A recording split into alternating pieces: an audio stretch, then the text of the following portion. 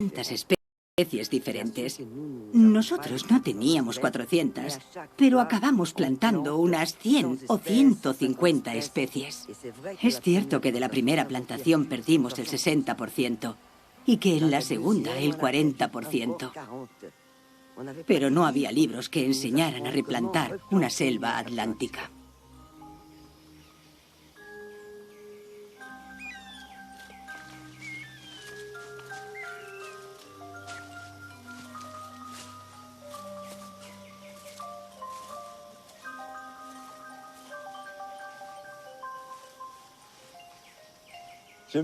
Me encanta venir aquí para ver todos estos árboles juntos.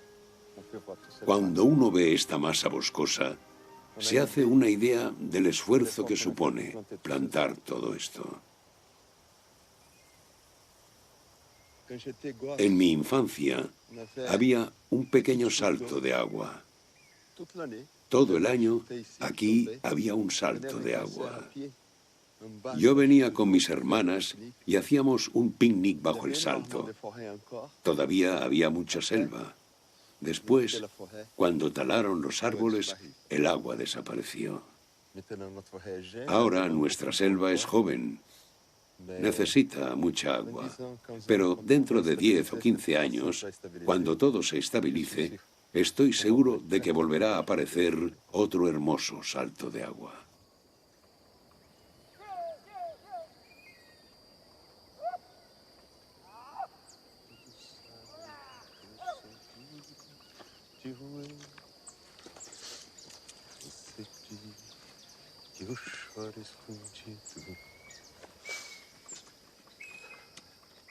Se ven muchos pequeños caminos, centenares de pequeños caminos. Por allí pasan las vacas. Cada pata de vaca que se posa sobre un pequeño perímetro son 200 o 250 kilos de golpe. Aplasta la tierra, la seca y ya no vuelve a brotar nada. Es muy interesante observar la diferencia de cómo era antes el Instituto Terra, con pastos lisos como este. Y al otro lado, un ecosistema completamente recuperado, con 10 millones de árboles replantados.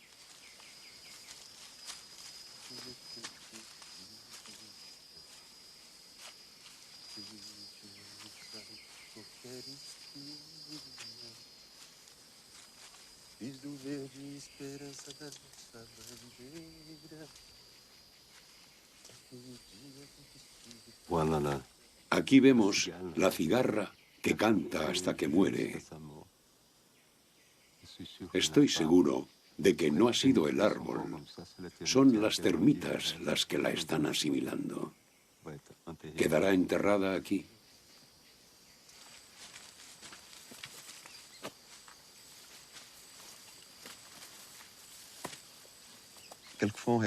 A veces miramos un árbol y solo pensamos en su verticalidad, en su belleza. Pero todo depende de él. Nuestra agua, nuestro oxígeno. Es el hogar de todos. De las hormigas, de los pequeños insectos, de las cigarras. Todos están en el árbol. Es muy agradable tocar un árbol que has ayudado a plantar. Está aquí, bien arraigado, bien robusto. Dentro de 30 años estará así. Todavía es muy joven, está creciendo. Mira, los hay más jóvenes, muy jovencitos aquí. Puede que hayan brotado esta noche, como Alicia, entrando en el País de las Maravillas. Y lo más increíble es que se convertirá en un árbol de 40 o 50 metros y que vivirá 400 años, 500 años. Aquí existe un gran poder. Pensar que estos árboles tienen 3 meses y alcanzarán su punto culminante a los 400. Quizás podamos medir a partir de aquí el concepto de la eternidad. Tal vez la eternidad se pueda medir. Los primeros días, tras decir vamos a plantar un bosque, pensaba que la ruta era de una semilla hasta un pequeño árbol, una planta, y ya está. Pero no es solo una pequeña planta, sino 1 millón. Y no es solo aquí. es también en los alrededores y cada vez más lejos. Y eso es lo más maravilloso, que esta idea puede evolucionar, que puede crecer, que ya no es la idea de alguien, sino de todos. Nuestro método puede replicarse en casi todas partes. Por supuesto, las especies no son las mismas, pero la manera de actuar es la misma en todos los bosques tropicales.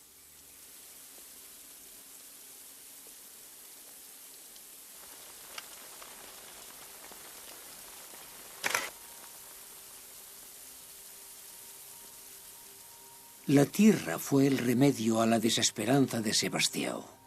La alegría de ver crecer los árboles, el resurgir de los brotes, hizo revivir la pasión de Sebastião por la fotografía. Aunque Lélia y él sabían que no podían volver a las andadas. Llegamos a la conclusión de que empezaría un nuevo proyecto fotográfico sobre el medio ambiente. Por supuesto, la primera idea que surgió fue la de denunciar la destrucción de los bosques o la contaminación de los océanos, daba igual. Luego, poco a poco, empezamos a pensar, vamos a hacer un proyecto diferente. Hagámosle un homenaje al planeta. Y con sorpresa descubrimos que casi la mitad del planeta sigue como el día del Génesis. Muchos de mis amigos me dijeron, no te metas en eso, es muy arriesgado. Eres un buen fotógrafo humano, social, y ahora te adentrarás en el terreno de los fotógrafos de paisajes, de animales. Yo dije, no pasa nada, a por ello. Aprenderé a fotografiar esas cosas también. Y así empecé la primera historia.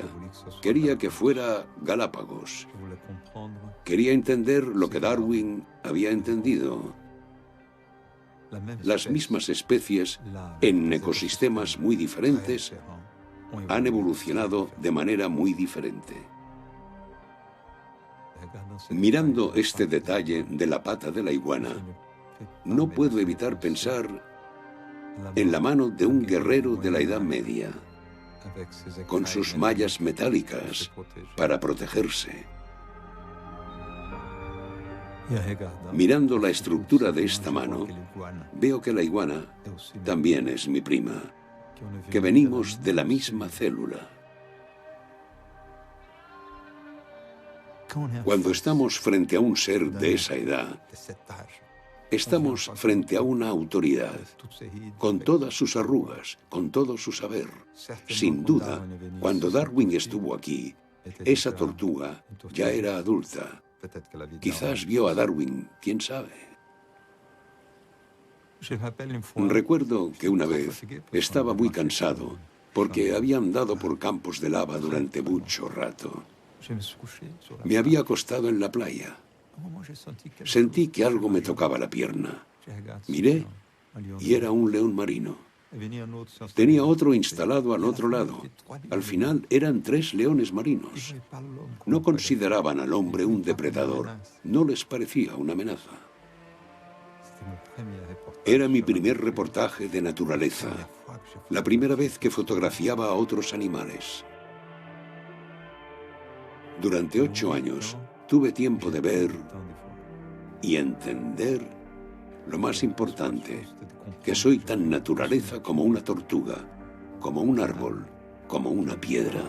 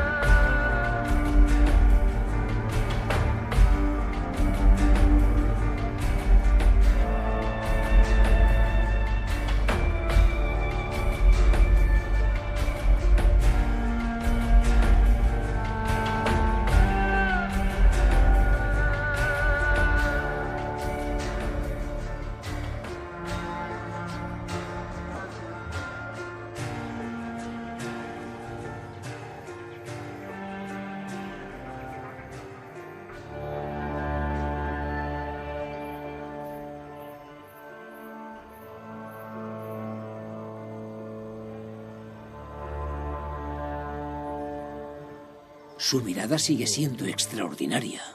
Sí, es muy profunda. Se acercó a mí, le hice una foto, se puso el dedo en la boca, se estaba mirando por primera vez en un espejo. Yo estaba frente a él y quitaba el dedo, lo ponía. Empezó a entender que era él. Estaba reconociendo su imagen. Me sentí completamente identificado.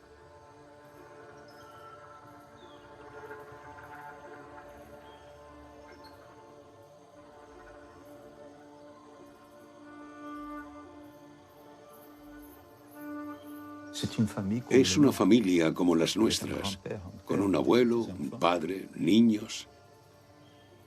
Se respetan entre ellos, ¿sabes?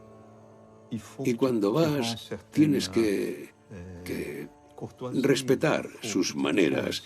Tienes que sentarte de una manera particular. Tienes que respetar su territorio y entonces te reciben.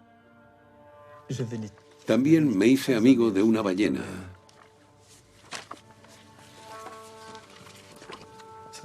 Estos son ballenas. En Argentina, una adulta como esta mide 35 metros y pesa 40 toneladas, más o menos. Se estaba acercando, vino hasta el barco, pude tocarla y fue increíble. ¡Qué piel tan sensible!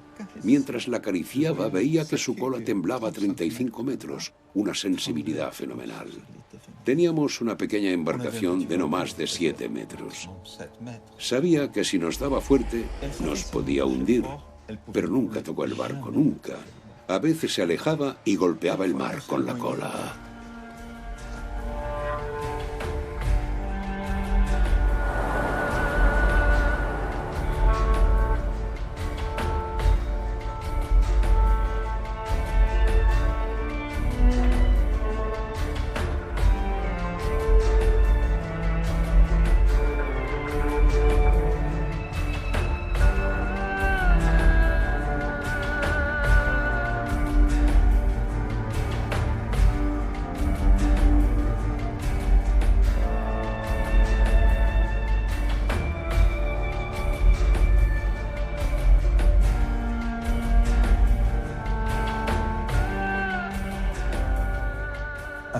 Ah, es otro mundo.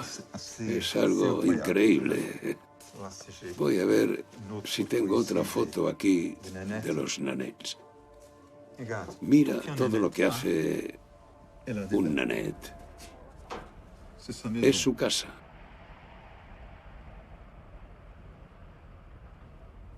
Este reportaje con los nanets lo estuve preparando mucho tiempo. Eran 18 personas y unos 6.000 renos que vivían en constante migración.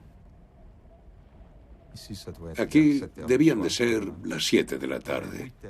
Sobre las 8 encienden un fuego y hacen la única comida caliente del día. Tras la cena hay tertulia y se apaga el fuego. Mientras está el fuego encendido, la temperatura es agradable, 15, 20 grados. 2 horas después ya es de 30 bajo cero. Son verdaderos cowboys de Siberia. Siempre llevan sus lazos alrededor del cuello, hechos de piel de reno. Llevan botas de piel de zorro, plateadas. Duermen con las botas. Una bota dura toda la vida.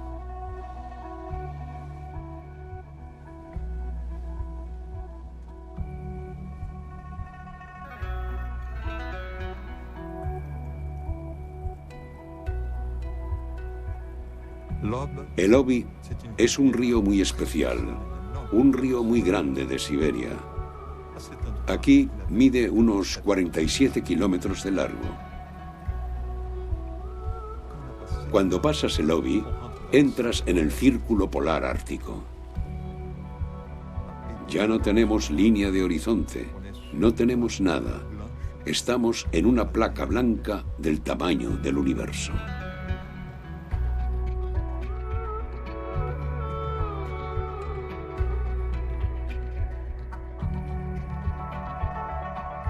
Génesis hizo que Sebastião volviera a viajar por el mundo durante casi una década. Iba a mostrarnos naturaleza, animales, lugares y gentes que vivían como al principio de los tiempos. Una visión mucho más optimista del mismo planeta que Sebastião había contemplado, herido y destruido. Génesis iba a ser su gran obra. Una carta de amor al planeta.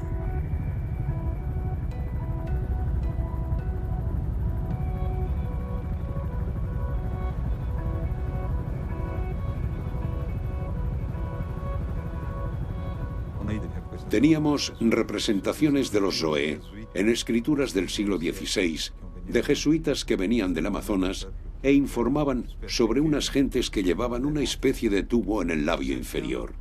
Esos indios jamás habían sido vistos. Creíamos que era una fábula o una invención de los jesuitas hasta finales de los años 40, cuando contactamos con ellos de nuevo.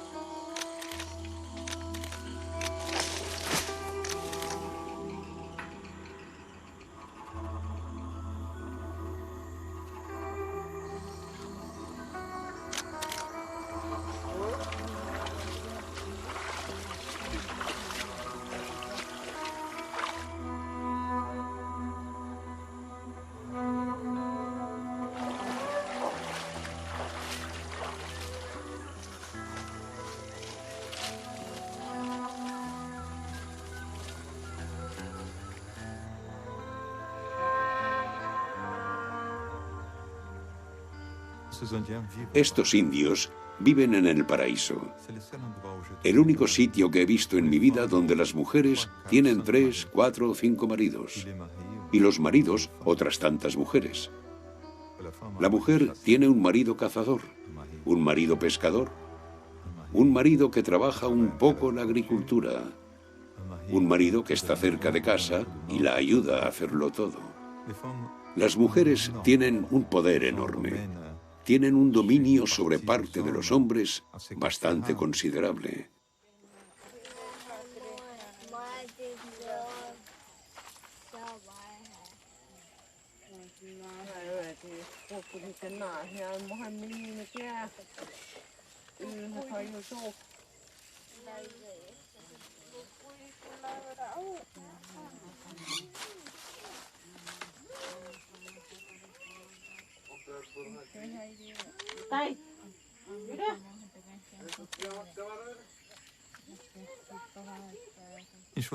Algo que siempre me ha parecido muy interesante de estos pueblos es que sus gentes tienen una conciencia total de su imagen. Cuando les iba a sacar una foto, la persona sabía que yo iba a representar su imagen.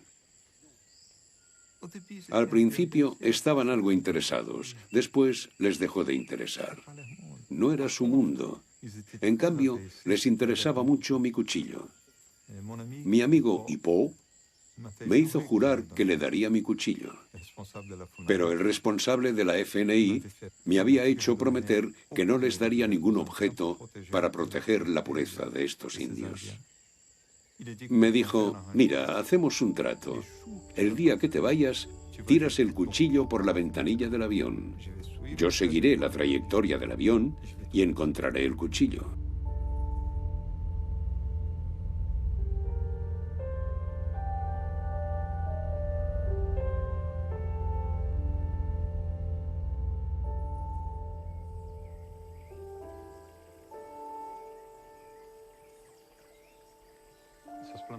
Esas plantas son muy viejas.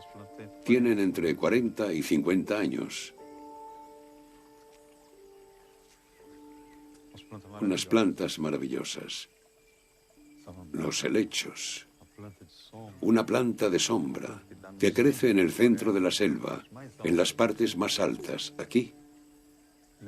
Me recuerda mucho el cabello de mi madre. Mi madre era una mujer muy guapa, mucho. Esas eran sus plantas. Cuando ella murió, mi padre las cuidó hasta que murió él. Después nos las trajimos.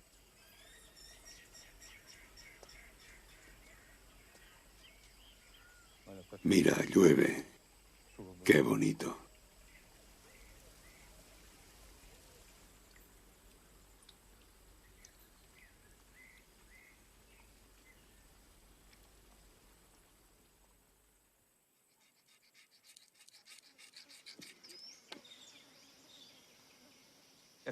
Esta tierra es muy importante para nosotros. Estamos cerrando un ciclo con esta tierra. Y durante ese ciclo transcurrió nuestra vida. Pasó la vida de mis padres, la de mis hermanas y buena parte de la mía. Y hoy volvemos a añadir nuestras vidas a todo esto. La mía y la de Lelia otra vez. Sigue siendo nuestra historia. Formó parte de mi infancia y ahora lo es de mi vejez. El día que yo muera, dejaremos la selva de un poquito antes de que yo naciera. Por tanto, completará un ciclo. Es la historia de mi vida.